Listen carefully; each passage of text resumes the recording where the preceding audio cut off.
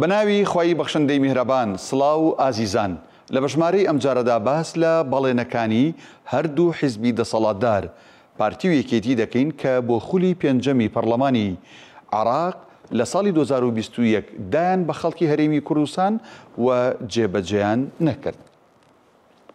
بێگومان یەکێتی و پارتی زۆرترین کورسی کوردیان هەیە لە بەغدا.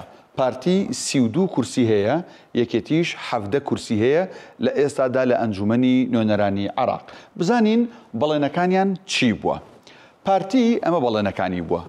دروستکردنی ئەنجومەنی فیدراڵی، تاوان ئەمە لە بانگەشەی هەڵبژاردن و بەرنامەی انتیخابیانە هەبووە.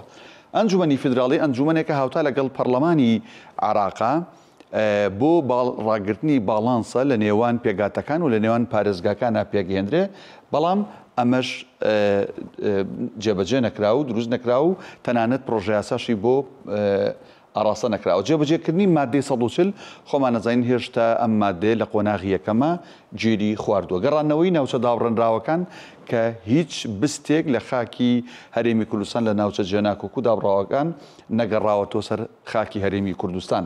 ئاساییکردنەوەی دۆخی شنگال ئەمەش یەکێک بوو لەو بەڵێنانەی پارتی لە ساڵی 2021 لە بەرنامەجی ئینتیخابیا بوو، بەڵام ئەم بابەتە نەچوە سەر و ئێستەشی لەسەر بێ کۆمەڵک چەکدار لە شنگالە هەن کە پارتی ویستی و چەکدارانە لەوێ نەمێنن.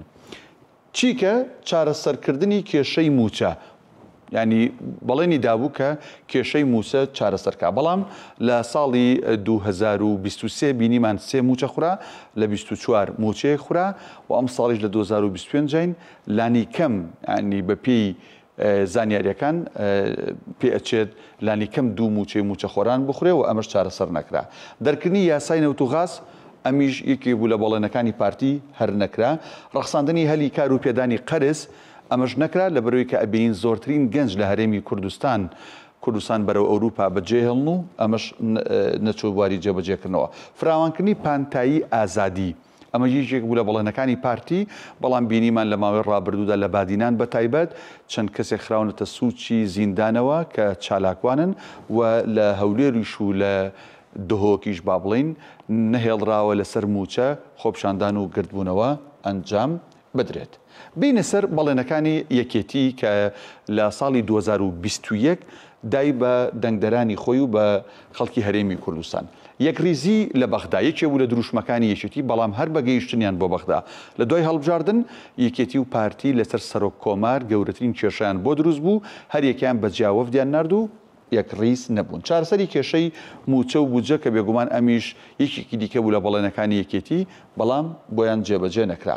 چارەسەرکردنی کێشەی نەوت ئەمیش دیسانەوە هەروەک خۆی ماوەتەوە. پێشکەشکردنی خزمەتگوزاری زیاتر کە ئەبینین با بڵین حاڵوەزعی ئەو ناوچانی لەژێر دەستی ئیدارەی یەکێتیایە کە لە پارێزگای هەڵەبجە و سلێمانی و ئیدارەکانی باڵێن ڕاپەڕین و گەرمیان خۆی بینێتەوە وەزعی خزمەتگوزاری چۆنە. ئەمەی کە لە بەژمارەی ئەمجاردا باسمان کرد بەڵێنەکانی یەکێتی و پارتی بوون کە لە ساڵی 2021 دایان بە خەڵکی هەرێمی کوردستان بۆ هەڵبژاردنی خولی پێنجەمی پەرلەمانی عێراق.